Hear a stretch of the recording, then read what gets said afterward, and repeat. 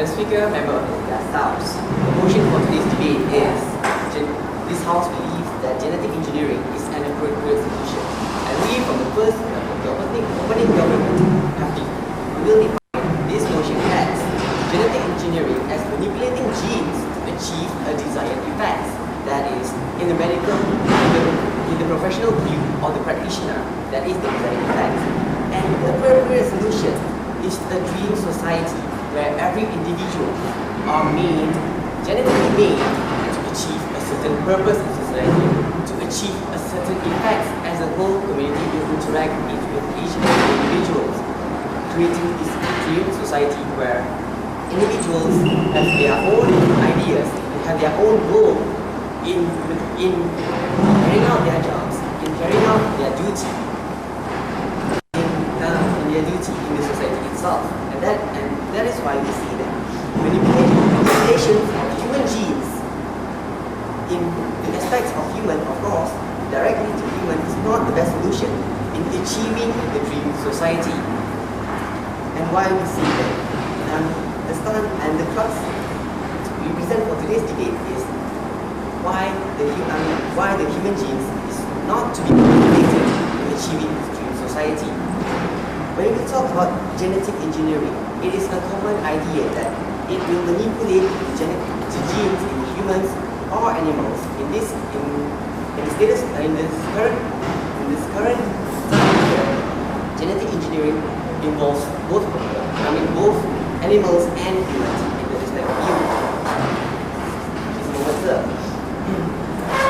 And we have narrowed down to genetic and this debate to manipulate the human genes alone. And the appropriate solution we see is the dream society by manipulating genes is not the appropriate solution and is not the best way in achieving this perfect society. So what is this dream society that you have in mind? What are the implications of that society? The implication, and now the implication will further on elaborate by my second speaker. Our case is simply this. One, the why we don't need and why we need to take preventive action. We need to take the proactive steps in avoiding this disastrous effects, and two, the implications on if we still carry out, if we do not take the proactive steps in limiting genetic manipulations to humans. The implication will be further elaborated by the second speaker, and she will brought up the disastrous effects and the violation of human rights. On why we say that manipulating genes in humans are not the best solutions, because one, it takes off the why we say that the manipulation of human genes is not the best way, because as I've said, it is the proactive action against future implications, that is disastrous effects in human rights. Human rights violation will be affected as a whole. The whole Human Rights Act will be affected, will be broken. I mean, it will be contradicted if we go on with the genetic engineering in achieving the dream society. When we are saying the dream society, we are saying about that individuals are made as clinically made to achieve a certain purpose in society itself. Why we say this is not, why we saying this is not appropriate, because we are saying that we need to take the proactive action and the implication, and if we do not take this proactive action, the implication is simply this. The implication is simply this. The human rights violation will be violated in the sense of human right, as in human right to have human rights to have their own right to freedom of speech. Because when we say that the dream society, not everyone will have this chance to freedom of speech, and not everyone will have the right to vote, because they are made to a certain criteria. They will be made. Hold on, sir. I'll take you a moment. They will be made to be made as a labor. They will be made as labor. they will be patented to only to work or to think or to just to have a political agenda in their mind. They cannot have another trait. When we are saying that why we need to take before I go on to my trait, yes sir. Sir, you have kindly said that we should take proactive steps. You said that we should limit genetic engineering. As the Prime Minister, shouldn't you elaborate more on these certain steps and not leave it to our wild imagination? I mean, I would like to know what steps you have to limit human technology, to limit the human endeavor. Thank you. Thank you for bringing that up, but still, going on my trait. The trait is when we limit the human trait only to a certain individual, we are saying that we are only limiting them to a certain level, and that is a violation of human freedom. And for their demand on elaborating on proactive measure, we are simply saying this: put on the usual legal procedure we have nowadays, as we put on medication, on drugs, and so forth. As in drugs, it is go without saying that legal procedures have their own ways, and we are saying that the proactive measure is taken by the legal body, government, and private sector, so that there will be a check and balance in both sides. And the proactive measure is simply will be decided by the community, by the professional, those who are involved deeply in this profession, that is genetic engineering, to amend and to limit and to make laws on how and why and the penalty if this technology is abused in future terms. And we are saying that this proactive measure should be taken in stopping the genetic engineering to manipulate human genes in achieving the dream society. And with that, I rest my case.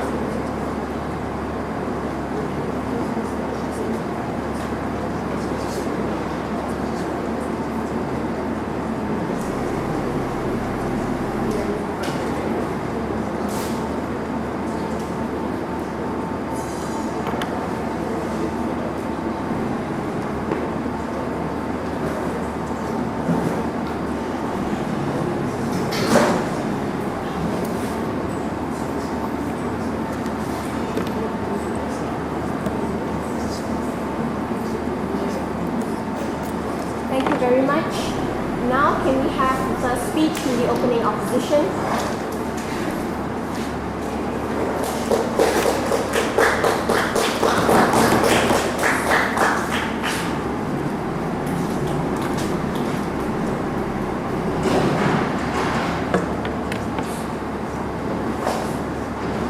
Madam Speaker, ladies and gentlemen, what we had today from the Prime Minister was a very, very confusing speech. Because while his vision of future is commendable, at no time did he tell us in concrete terms what his idea of his dream society was. I asked him a point of information, that answer simply wasn't forthcoming. But what we could ascertain by reading in between the lines of his speech was his concern and his team's concern. This idea where we have human drones going all over the place, and there will be two classes of human life. On the one hand, we have that of the human clone, who will be basically the workers of society, and the rest of us normal human beings. And I also asked a point of information, what exactly is his concern about society, if indeed that was the picture he was trying to paint. Again, he said his second speaker will tell us, and unless his second speaker comes with an answer real quick, we would never really know. But Madam Speaker, what we will say here instead, right from the start, if this idea of this drone society that he was trying to paint was indeed the idea he was trying to write across, we say this is an overrated, hysterical idea that simply exists in science fiction fantasy. Because, Madam Speaker, what we will say right from the outset is that the medical establishment and the various governments around the world will simply not allow this to take place. Instead, what we need to do is to focus on the benefits of genetic engineering, and especially on the benefits it will do in the area of human cloning. Sit down, sir. What as the first speaker, madam, would look at is the whole issue of how really the whole idea of genetic engineering, even in the field of human cloning, is not exactly something new. It's only a revolution in technique. We've been doing that for thousands and thousands of years. And what my second speaker will essentially going to examine is how present safeguards are already in place in the system to prevent this extreme scenario which they try to paint. Madam Speaker, what we will propose and adopt as a policy, which was never forthcoming, very surprising from the Prime Minister, because he was never really proposing a policy. What we will say is, indeed, if there's this concern, and we recognize there's certain concern for religious quarters. In fact, recently, if you ask the Jewish community when they had their annual synagogue congress in New York, when they asked the rabbis who were present, 45% says human cloning is all right, the other half says human cloning is against the religion. Precisely we recognize because there is some moral concern about this topic, what we say instead we should adopt as a policy is to impose a moratorium on further application of this technology, just like it was done in the United States, because essentially what we want to do is to recognize there's a divergence between the moral train, or what we would call the moral debate on this whole issue, and that of the technological train. In this case, the technological train has left the station much earlier. And in order for the moral train to catch up, in order for us to have more understanding on this topic, what we need to do is to clamp down on further application. And we say that would allow more information, more insight, and more new technology to illustrate this debate. Now sit down, sir. I'll take you in a moment. The problem with the moral debate is that unless each and every person in this society fully understand the implications of this technology, we would have more scaremongering tactics like what we heard from the Prime Minister, and say and ignore the benefits this technology would bring, for example, to childless couples, this technology that could do lots of other good for other people. This was totally ignored. What we heard instead was a fatalistic vision of the world which was never fully explained. So, Madam Speaker, I would then now want to illustrate to you why, first of all, this whole idea of genetic engineering is not really something very revolutionary. But before I proceed, I would like to take the point from this gentleman. Yes, sir. I concede to your point that indeed genetic engineering is a very promising technology nowadays. But sir, can you answer me the prevalent situation in Asia wherein we have economic crisis, and you're saying that we're actually going to fund this kind of technology? Well, sir, I'm very surprised to hear this comment from you, because genetic engineering has been touted as the new technology that would help third world agricultural nations. I will slightly diverge from human cloning for a moment, Madam Speaker, because this is a very important concept. Thank you for bringing that up. Because genetic engineering, like all other areas of science, is an integrated field. You can't say, I want this and ignore that.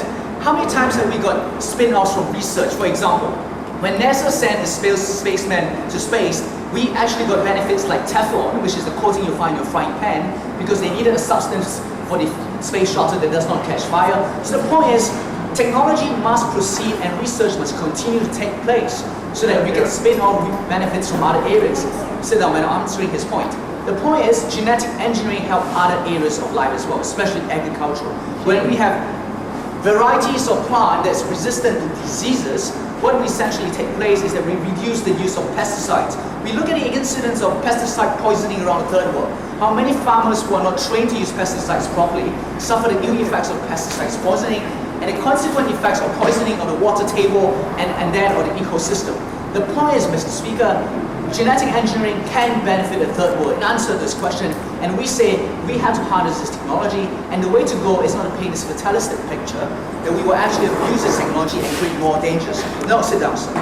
Because, Madam Speaker, at the very heart of this technology is something which we have been doing for thousands and thousands of years, and that is crossbreeding and artificial selection. The Prime Minister was right on one point. Every time you do genetic engineering, you are altering the code, i.e. you take a gene which you do not like, or you insert a gene which you think is beneficial to that variety. But what we are doing now in the 1990s is only taking genetic engineering one step further. In the past, whenever we crossbreed animals, we pray that the variety we get will be a good variety. In other words, we are doing artificial selection, which is really genetic engineering in an indirect fashion. But what we have today, Madam Speaker, in genetic engineering is that we have more control over the whole process. Because now you don't just crossbreed two animals and hope for the best. You have certainty and control because you can pick and choose the genes. And we have seen immense benefits in that area, Madam Speaker. And not for the fact that we have artificial selection and crossbreeding, wheat will never survive in the wild. Even animals like cats survive domestically because of artificial breeding techniques. So, Madam Speaker, what I will have to show you up to now really is genetic engineering is not a revolution. It's only revolutionary in technique. The idea is basically the same. So, Madam Speaker, what I've told you up to now, thus far, I explained to you the benefits which genetic engineering technology can bring, especially in the area of helping the third world in answer this kind of information, especially in the area of human cloning, which the benefits can bring to childless couples. Madam Speaker, there's one concern, no doubt, about the dangers of when you crossbreed varieties and making dysfunctional varieties. But Madam Speaker, this danger has been around for thousands and thousands of years, since the very day when we started crossbreeding plant and animal varieties. So Madam Speaker, what I told you up to this moment essentially comes down to this. The picture which they paint, first of all, was a fuzzy one, was never fully explained to us. And secondly, what we have shown you up to now is the safeguards in the form of human technology, especially in that of medical establishment, especially of the state, will safeguard the future. And we will further propose the idea of a moratorium on further application of this technology until the moral debate catches up. And we say, in that way, we will harness both the benefits as well as stem the detriments and dangers of this technology.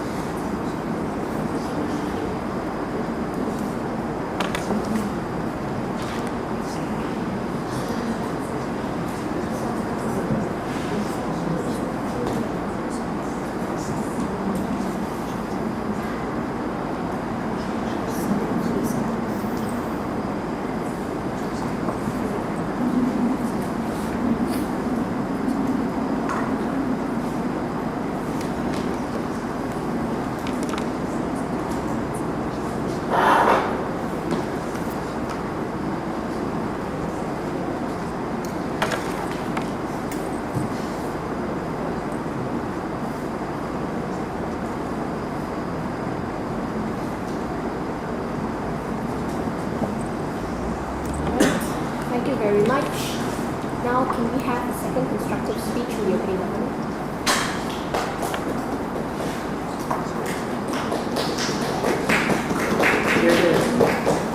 Madam Speaker, members of this august House, the opposition has come up here and shut the debate all over the place because this side of the House has clearly shown to you that we're going to talk about genetic engineering of human beings. But they came up here and they talked about agriculture and crossbreeding and all that. But if you were to look, crossbreeding is not genetic manipulation. What is genetic engineering? As explained clearly by my first speaker, he said that genetic engineering is the genetic manipulation of the genes. But crossbreeding, Madam Speaker, is not genetic manipulation.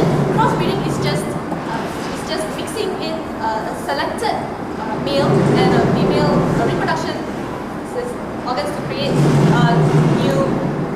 of a new one of its kind. That is not genetic manipulation. When you look at genetic manipulation, it means you take the genes and you mix them together to create a new one of its kind. And other than that, they also came up here and they talked about childless couples. But what gives them the right to genetically manipulate a new child just so that they can have children? Isn't there such things as adoptions, Madam Speaker? Madam, yes, sir. Why do we want to deny people the choice if we can take technology one step further, take IVF technology one step further, and how is that actually? I will go into my points, and I'm here to tell you about the implications of this genetic engineering of human beings, Madam Speaker. First of all, there will be a misuse of the technology.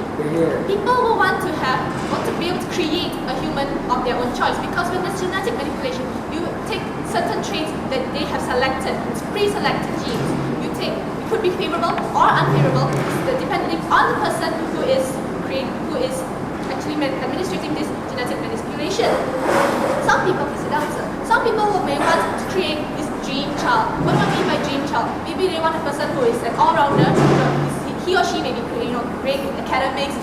sports and all that. But what gives them the right to be able to choose what kind of child they want with these favorable traits that they want? Is the answer. Besides that, it's not only we should not only let's say they want to have a great, perfect human being. They could even manipulate these genes to have certain unfavorable traits, such as the person with limited brain power perhaps and really strong. They could create with this genetic information. They could create slaves. They could create war machines. Sit down. Because when they are able to choose these traits, they are able to choose these genes to be created in this new human being, Madam Speaker. They want to be able to have a community that they can control. Ma'am. Yes, sir. That's an ultimate misrepresentation of human technology. And you make the human cloning, you make the exact replica. And that is another thing I would like to go into. He talked about human cloning, but this side of the house is not talking about human cloning as well. He has got his facts wrong. Human cloning is not genetic manipulation. Cloning is just taking a cell and making a new one exactly like that. That is not genetic manipulation. As clearly stated by the Prime Minister, genetic engineering is genetic manipulation. You select genes. Madam, please sit down. Please sit down. Another thing, there's also a violation of human rights. Ethical issues come into this. Who gives you the right to play God with these genes, Madam Speaker? Please sit down. When you allow genetic engineering, Madam Speaker, you deny the right of parents to have their own, to have a naturally born children if they want to choose to have this dream child, because these genes are pre-selected. As all of us have learned in our third form science, at least that's in Malaysia, we learned about the reproduction system where the sperm and the ovum, when they meet, they create a new child, and these genes, they just come naturally, Madam Speaker. They are not pre-selected. But if you look at genetic engineering, what is this? It's the genes have been pre-selected. These traits have been pre-selected. That is a violation of the human rights. There is no right in this world to create any human beings by any technology means available, Madam Speaker. Please sit down. Other than that, you also set a dangerous precedence because a lot of people, as you can see, are against genetic engineering, Madam Speaker. There are a lot of ethical issues that are brought into this picture, and by allowing genetic engineering, you are also challenging the morals, the views of the society. If you were to allow genetic engineering, what is going to happen? What are you going to allow next? What are you going to condone next? Are you going to condone certain controversial issues such as abortion, Madam Speaker, euthanasia, prostitution?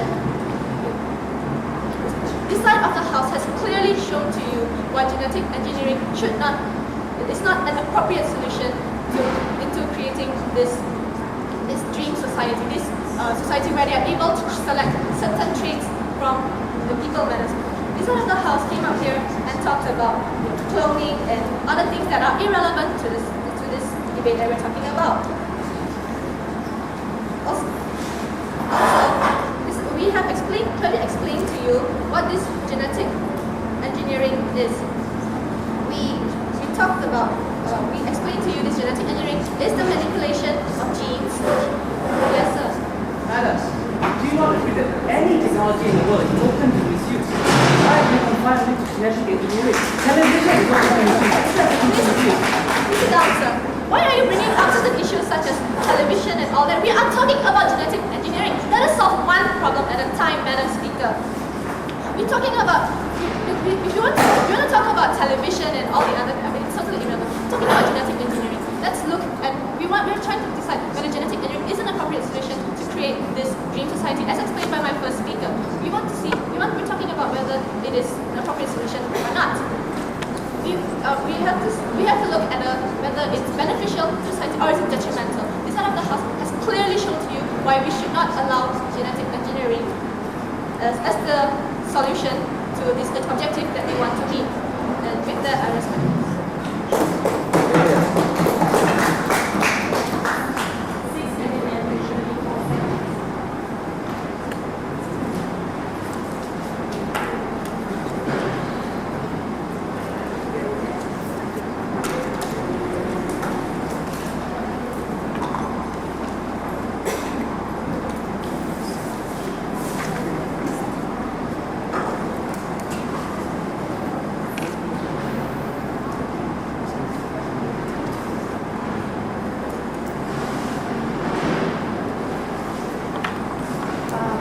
Thank you for that speech. Now can we have a final speech from the opening opposition?